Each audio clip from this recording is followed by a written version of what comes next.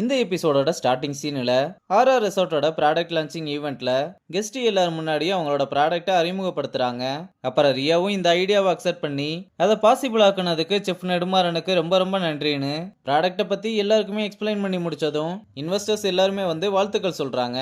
அப்புறம் ரகுபதியும் police friend கிட்ட ஏதோ ஒரு தப்பு நடந்திருக்கு, ஆனா அது என்னன்னு தான் எனக்கு தெரியல, சிதம்பரத்துக்கு ஏதாவது ஆயிருக்குமோன்னு கூட பயமா இருக்குன்னு சொல்றாரு. டேய், மனசை போட்டு குழப்பிக்காம நான் கேட்கிற கேள்விக்கு மட்டும் பதில் சொல்லு.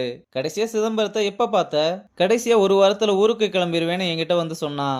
நானும் ஏன்னு கேட்டேன், வந்த வேலை முடிஞ்சதுன்னு சொன்னான். அதே மாதிரி ஒரு வாரத்துல போனவன் தான் இன்னும் வரவே இல்ல. சரி, இப்ப நான் கேட்க போற கேள்விதான் ரொம்ப முக்கியமான கேள்வின்னு சிதம்பரம் தான் பணத்தை எடுத்துட்டு போனான்னு உன் காதுக்கு எப்படி வந்ததுன்னு கேட்டதும் ரகுபதியும் உடனே ரொம்ப யோசிச்சு பாக்குறாரு. ஆனா அப்ப ஃப்ரெண்டுக்கு ஒரு முக்கியமான கால் வந்ததும் சரி, நீ சொன்ன மாதிரியே இதை நான் அன்அபிஷியலா பண்றேன்னு சொல்லிட்டு கிளம்புறாரு. இங்க வெற்றியும் வேலை பார்த்துக்கிட்டு இருக்கும்போது ஐசு அவனுக்கு விடாம கால் பண்ணிக்கிட்டே இருக்க அவனும் அதை பார்த்துட்டு காலை கட் பண்ணி விட்டுக்கிட்டே இருக்கான்.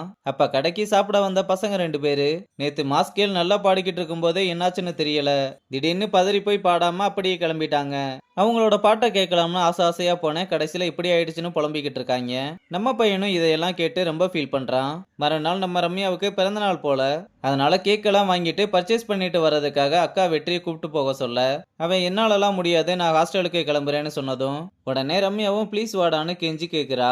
நம்ம பையனும் சரி போனா போதுன்னு அவளுக்கு பிறந்தநாள் வாழ்த்துக்கள் சொல்லிட்டு கூப்பிட்டு போறான். அப்புறம் ஒரு பேக்கரிக்கு வந்து பிளாக் ஃபாரஸ்ட் ஆர்டர் பண்ண என் பிறந்தநாளுக்கு நானும் எழுதுனா நல்லா இருக்காதுன்னு வெற்றி எழுத சொன்னதும் அவனும் அதை வாங்கி ஓனர் மேடம்னு எழுதி கொடுக்கறான். அப்புறம் ட்ரெஸ் ஷாப்புக்கு வந்து ட்ரெஸ்ஸை பார்த்துக்கிட்டு இருக்கும்போது ஒரு சட்டையை பார்த்ததுமே வெற்றிக்கு ரொம்ப பிடிச்சிருது. உடனே ரம்யா எடுத்துக்கோன்னு சொல்ல நானே அடுத்த வேளை சாப்பாட்டுக்கு வழி இல்லாம இருக்கேன், இதுல இது வேறையான ட்ரெஸ்ஸை எடுத்த இடத்துல வச்சதும் அதை அவங்கிட்ட எடுத்து கொடுத்து இதை என் பிறந்தநாள் கிஃப்டா வச்சுக்கோன்னு சொல்றா. ஏய், பிறந்தநாள் உனக்கு தான், எனக்கு இல்ல. நீ சொல்றது சரிதான், ஆனா நீ எதுவும் கிஃப்ட் கொடுக்கல, அதனால ஒரு சேஞ்சுக்கு நான் கிஃப்ட் கொடுக்கறேன்னு சட்டைய அளவு வச்சு பார்த்துட்டு கரெக்டா தான் இருக்குன்னு சொல்லி கொடுக்கறா. அப்புறம் ரம்யாவும் செலக்ட் பண்ண ட்ரெஸ் எல்லாம் ஒவ்வொன்னா வந்து போட்டு காமிக்க எதுவுமே நல்லா இல்லைன்னு சொல்றான். ஃபைனலா ஒரு ட்ரெஸ்ஸை போட்டு வந்து இதாண்டா லாஸ்ட், எப்படி இருக்குன்னு கேட்க அவனும் நல்லா தான் இருக்கு, இதையே எடுத்துக்கோன்னு சொல்றான். அப்ப ஐசு கூட டேட்டிங் போகும்போது அவன் போட்டிருந்த சட்டையை பார்த்ததும் அதை எடுத்து பார்த்து அன்னைக்கு நடந்த எல்லாத்தையுமே நினைச்சு பார்த்துக்கிட்டு இருக்கான். ரம்யாவும் என்னடா இந்த சட்டையும் வேணுமான்னு கேட்க இல்ல அதெல்லாம் ஒண்ணும் இல்லைன்னு பில்ல போட்டு வெளியே வந்தா ஐசுவும் வேணியும் எதிரில் நின்னுகிட்டு இருக்காங்க. ஆனா வெற்றி அவங்கள பார்த்தும் கண்டுக்காம ரம்யாவை கூப்பிட்டு அந்த இடத்த விட்டு கிளம்புறான். இதனால வேணியும் செம்ம காண்டுல நீ தான் அந்த வீடியோவை எடுத்தியா இல்லையான்னு ஒரு வார்த்தை கூட கேட்கல. அப்புறம் என்ன நம்ம மேல நம்பிக்கை வச்சிருக்கான்னு கேக்குறா. இல்லடி, நான் எல்லாரும் முன்னாடியுமே அக்செப்ட் பண்ணிக்கிட்டேன், அவன் கண்டிப்பா நான் தான் இதை பண்ணிருப்பேன்னு கன்ஃபார்மே பண்ணிருப்பான்னு ரொம்ப ஃபீல் பண்றா.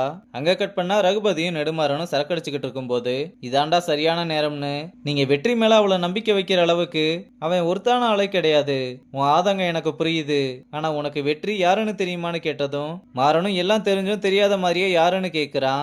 ரகுபதியும் ரொம்ப எமோஷனலா அவன் நம்ம சிதம்பரத்தோட பையன், உன் ஃப்ரெண்டோட பையன், இதை நான் அவன் வீட்டுக்கே போய் கன்ஃபார்ம் பண்ணேன்னு சொன்னதும் வீட்டு வர போய் இன்ஃபர்மேஷனை கலெக்ட் பண்ண ஆரம்பிச்சிட்டானான்னு ரொம்ப பயப்படுறான். ரகுபதியும் அதோட நிறுத்தாம சிதம்பரத்துக்கு பின்னாடி என்ன நடந்துச்சுன்னு கண்டுபிடிச்சே ஆகணும், அதுக்காக தான் என் போலீஸ் ஃப்ரெண்டு கிட்ட சொல்லியிருக்கேன், சிதம்பரத்தை எப்படி நம்ம கண்டுபிடிச்சிடலாம்னு அடுத்த கொண்ட தூக்கி போட்டதும் நெடுமாறனுக்கு ஈரக்குலைய நடுங்க ஆரம்பிச்சிருச்சு.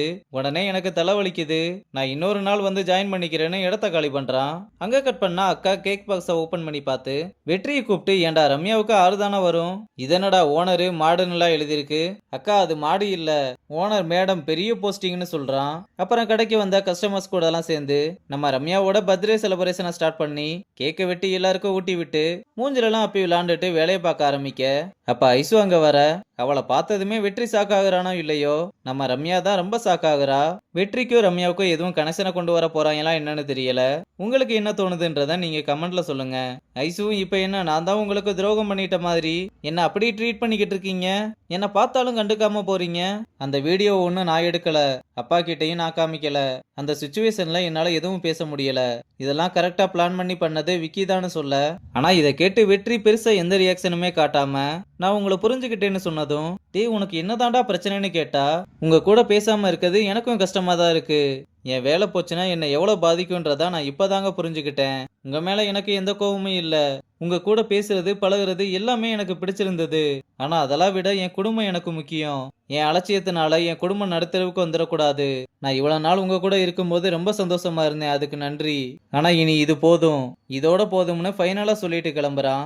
ஐசுவ வெற்றி பேசினதெல்லாம் நினைச்சு எதுவும் பண்ண முடியாம ரொம்ப ஃபீல் பண்ணி அழுதுகிட்டு இருக்கா. இந்த பக்கம் வெற்றியும் அழல அவ்வளவுதான். ஆனா உள்ளுக்குள்ள இருக்க கஷ்டத்தை வெளியே காட்டிக்க முடியாம ரொம்ப கஷ்டப்பட்டுக்கிட்டு இருக்கான். எனக்கு போன வாரம் இருந்த எதிர்பார்ப்பை விட அடுத்த வாரம் என்னெல்லாம் நடக்க போகுதுன்றதுல தான் ரொம்ப ஆவலா இருக்கேன். அடுத்த வெள்ளிக்கிழமை என்ன நடக்குதுன்னு பார்க்கலாம். பாய்.